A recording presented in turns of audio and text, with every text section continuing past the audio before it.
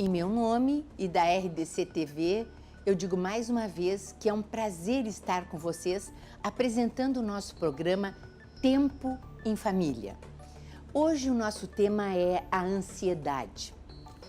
Nós vulgarmente chamamos a ansiedade de angústia, estamos angustiados. E num escritório de direito de família que atende a separação, o divórcio, muitas são as pessoas que chegam angustiadas, que chegam ansiosas e que muitas vezes não podem ou não se lembram de procurar um profissional de saúde mental que possa acompanhá-las no tramitar de um processo, que muitas vezes é um processo que leva à perda da autoestima, traz desvalia, porque as pessoas estão se sentindo as únicas naquela situação, as únicas que receberam aquele maltrato. Então, elas buscam, se for um divórcio, estão angustiadas. Muitas vezes, 81% das vezes até, um só quereria o divórcio, o outro manteria o casamento. Outras vezes há em que se busca a guarda de um filho. Imagina a angústia, a ansiedade de um pai e de uma mãe que brigam pela guarda unilateral ou pela guarda compartilhada.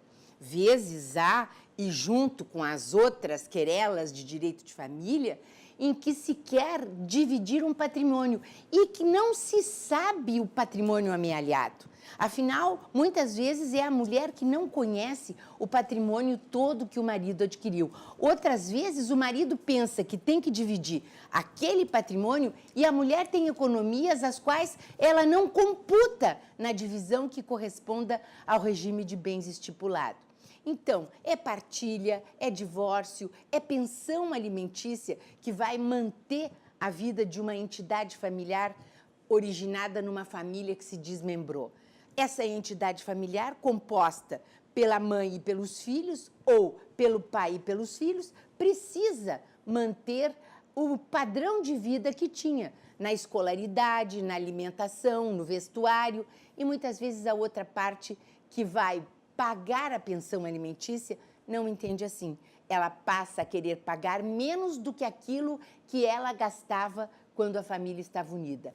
Infelizmente, é o que se encontra nos litígios de família. Então, a ansiedade pauta a vida de muitas pessoas. E para falar nessa ansiedade, eu trouxe um profissional esplendoroso na área, que foi muito tempo diretor do Instituto Psiquiátrico Forense e que lidou com muita gente, só saiu na aposentadoria, que na realidade precisa de um profissional de saúde mental. Dr. Rogério Cardoso, é uma satisfação e um orgulho poder trazê-lo aqui para o nosso telespectador da RDC TV. Muito obrigado pelo convite. Para mim também é uma satisfação e um orgulho poder contribuir contigo sobre essas questões que trazem tanto sofrimento e tanta ansiedade. É verdade. O sofrimento nas questões de família é, eu acho que incomparável. Nós podemos, na esteira do direito, falar em crime, mas no direito de família é muito grande, porque tem aquelas sequelas que vão buscar também as medidas protetivas depois de um dos cônjuges ser agredido. Então, nós também, paralelamente, caminhamos no crime. Aquelas agressões, o feminicídio, é só no que se tem ouvido falar agora, não é? Nas agressões, nas mortes provocadas nas relações de parentesco. Doutor Rogério, essa ansiedade ou essa angústia, eu até li que 264 milhões de pessoas no mundo inteiro portam a ansiedade. E que crianças até de 6 anos de idade, elas demonstram, de repente, uma ansiedade através de dizer: eu estou com falta de ar, não estou bem. E que levadas a um hospital, levadas a um ambulatório, as pessoas dão até um placebo para elas. E em forma de pastilhas de hortelã, elas ingerem aquilo e se sentem melhores e já vão para casa.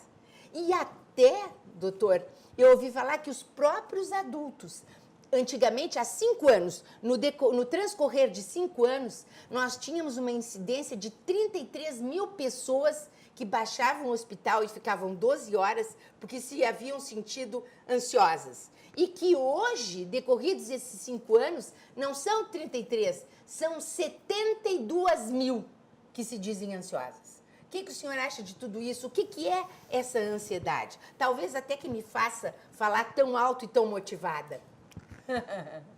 Tu és uma motivadora e por isso falar alto e enfaticamente, né? Mas a ansiedade, tua pergunta nos ajuda a pensar. A ansiedade é um componente da nossa vida mental.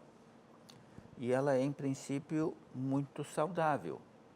Se eu estou numa situação que me é ameaçadora, eu fico ansioso com isso, me empurra a buscar uma solução.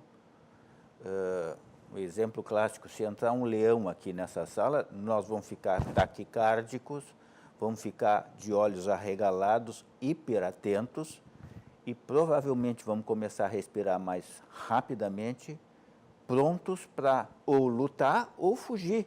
E isso é a nossa sobrevivência. Então, a ansiedade tem que ser vista como um funcionamento normal da mente, que faz parte da nossa sobrevivência. Nós somos civilizados, mas também somos animais, e como animais, veremos um animal aproximando-se do outro e ambos ficando ansiosos um com o outro até descobrir se essa aproximação é socialmente amistosa ou se essa aproximação visa uma disputa, uma guerra, um conflito, um ataque e, portanto, ambos têm que se defenderem para lutar e sobreviverem ou, eventualmente, fugirem como estratégia de defesa. Então, a ansiedade faz parte da nossa vida. Um nenê recém-nascido que começa a chorar, ele está expressando a sua ansiedade de uma estranheza de algo que ele não estava acostumado. Uma criança que saia de casa para ir para o colégio pela primeira vez, ela vai enfrentar uma situação de ansiedade porque ela está num ambiente que não é um ambiente em que ela está acostumada até aquele momento. Nós, quando vamos fazer uma prova, um vestibular, ficamos ansiosos porque estamos colocando na nossa vida, naquele momento, uma expectativa de um desempenho que tem que ser acima da média para podermos ir adiante. Falavas de quando as pessoas se separam, que elas ficam ansiosas, obviamente, porque aquilo vai dar uma mudança na sua vida, que se espera seja para melhor, mas naquele momento há um sofrimento. Então, a ansiedade perpassa todo o desenvolvimento do ser humano e ela é algo saudável, porque ela ajuda a pessoa a ficar atenta e, em ficando atenta ao ambiente, buscar a melhor solução. Eu, nas minhas pesquisas, para hoje encontrar o senhor, eu li que 10% da população brasileira é angustiada, é ansiosa. Será que não é mais, doutor? Eu achei pouco. Pois aí que está. Isso é muito difícil de medir. Primeiro, tem pessoas que são extremamente calmas. Está caindo o mundo e o sujeito está lá absolutamente plácido e tranquilo. E tem outras pessoas que são extremamente ansiosas. Estão sempre se mexendo, estão sempre inquietas, não conseguem sentar e descansar. Às vezes trabalham o tempo inteiro que é para não poder parar e descansar, tem dificuldade de dormir, tem dificuldade de passar um final de semana na frente do mar, olhando o mar, ou a natureza, ou qualquer outra coisa assim. Então, cada um tem um jeito de funcionar. E esse jeito de funcionar com mais ou menos ansiedade, ele é, primeiro, determinado geneticamente. Tem um componente genético. Segundo, que tem um treinamento. Se eu cresço num ambiente onde as pessoas são mais inquietas, obviamente que eu vou aprender que a vida tem que ser enfrentada com inquietude. Se eu cresço num ambiente onde as coisas são mais tranquilas e pacíficas, eu vou aprender que eu posso viver pacífica e tranquilamente, porque é uma questão de aprendizado. Nós estamos falando português porque aprendemos português. Nós nos deslocamos para cá e daqui para outros lugares porque aprendemos a nos movimentar. Então, tudo se aprende. Então, tem uma base genética e tem um aprendizado. Como é importante, então, nós, ao criarmos os nossos filhos, demonstrarmos uma tranquilidade que talvez nós nem tenhamos, mas que nos esforcemos para isso, não é? Sim, só que nós não enganamos as crianças, né? Se nós somos nervosos, por mais que queiramos nos parecer tranquilos, não as enganaremos. Elas são muito perspicazes e perceberão. Mas entendo a tua ideia. A ideia é que se nós pudermos transmitir tranquilidade, essas crianças serão mais tranquilas do que se nós transmitirmos agressividade, violência e assim por diante. Tens razão na tua assertiva. Doutor, e essa ansiedade, ela é um problema? Ela chega a ser um problema? Pois se nós entendemos a ansiedade como um componente da vida, um medidor, um avaliador do risco que nos cerca, então ela não é um problema, ela é uma solução. Mas se eu hiperdimensioná-la e dar à questão que me causa medo um tamanho maior do que o real, então ela passa a ser um problema. Por exemplo, se eu vou sair à noite em Porto Alegre hoje, infelizmente eu tenho que me cuidar porque há um risco real de eu ser agredido, atacado, furtado, roubado. Então, é importante que eu use essa ansiedade para explorar o ambiente de forma a andar de uma forma mais segura. Mas se eu ficar tão assustado, mas tão assustado, que nem saio de casa, então passa a ser um problema. Porque daí limita a minha vida. Eu não vou poder me movimentar, não vou poder trabalhar, não vou poder me divertir, porque eu estou com tanto medo. A minha hiperdimensão daquele problema, que é a insegurança, vai ficar de tal monta que eu não saio mais de casa. Então, essa ansiedade que é útil, extremamente útil, sim, em circunstâncias como essa, passa a ser um problema na medida que limita a vida do sujeito. Esses dias eu estava conversando com um casal que está em processo de separação e o pai, tendo o filho fraturado o braço, o pai foi levar a criança que precisava fazer uma cirurgia no braço. Este pai chorava copiosamente. Eu quero perguntar para o senhor, depois dos nossos comerciais, se essa era uma ansiedade normal ou se essa pessoa extrapolava a normalidade com a fratura de braço. Mas para isso nós vamos fazer um intervalo e depois ouviremos o Dr. Rogério Cardoso nos dizer até que ponto será que nós podemos demonstrar essa nossa preocupação, esse exagero, até que ponto é normal. Até daqui a pouco, eu espero vocês.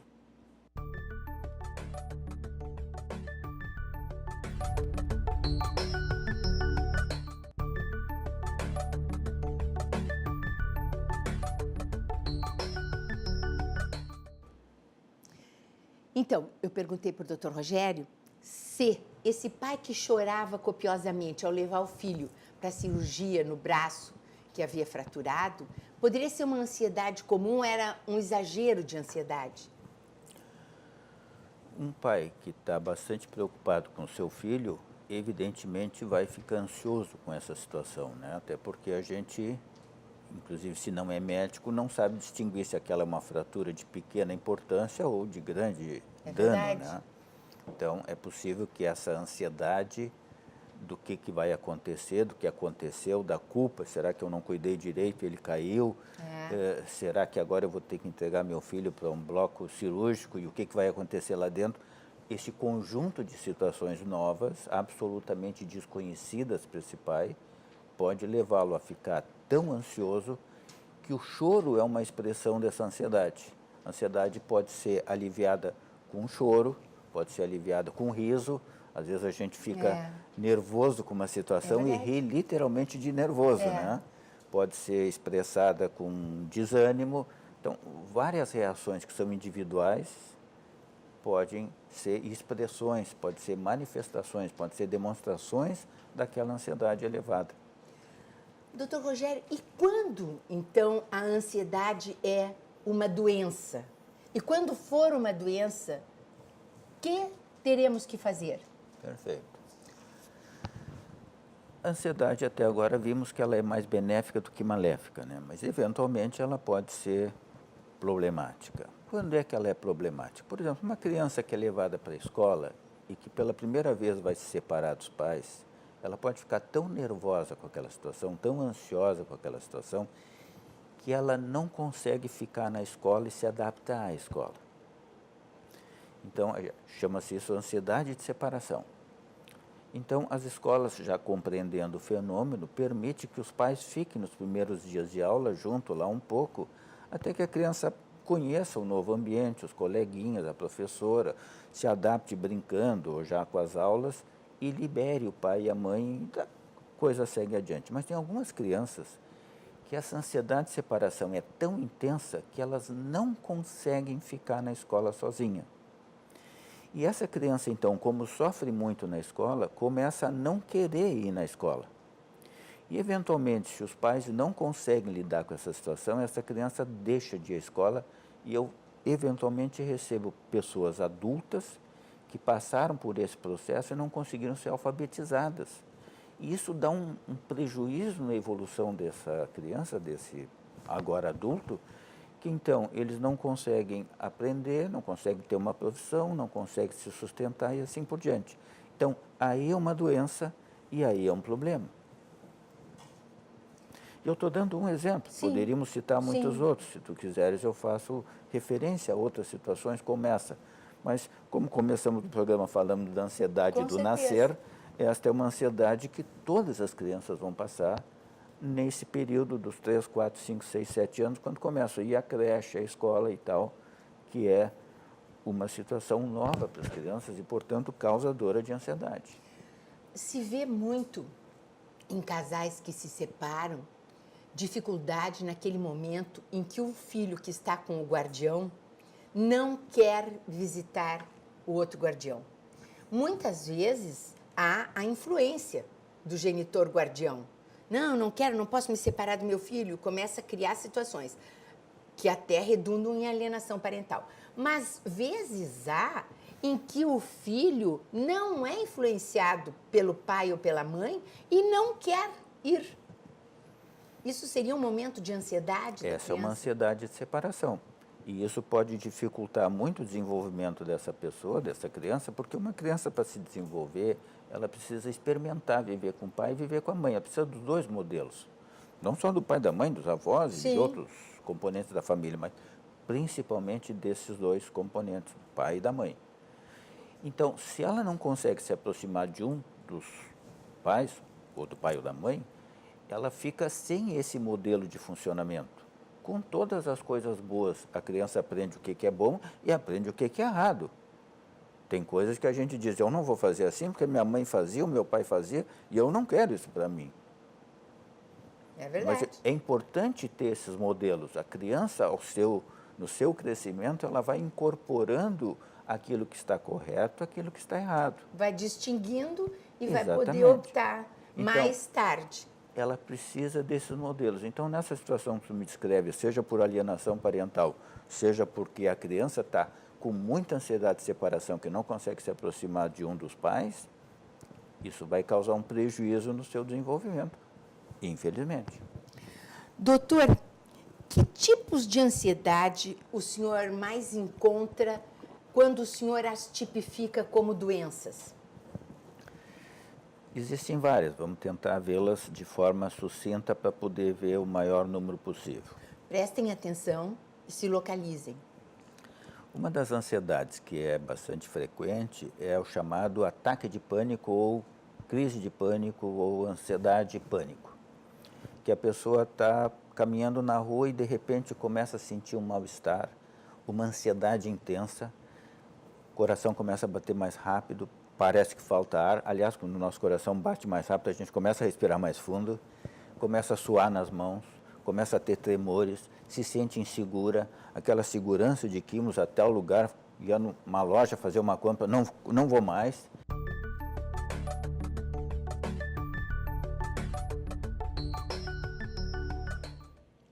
A RDC pede desculpas pela falta involuntária de falta de luz. E nós vamos, com o pouco programa que ainda temos, pedir que o Dr. Rogério termine as colocações de quais são as principais doenças originadas na ansiedade. O senhor estava falando no pânico e eu entrei em pânico. Claro, ficasse muito desagradada pela falta da luz, ficamos Claro. todos frustrados, não caracteriza bem um pânico, caracteriza um desagrado, uma contrariedade. No pânico, Perfeito. a pessoa tem a sensação que vai morrer. É uma doença grave.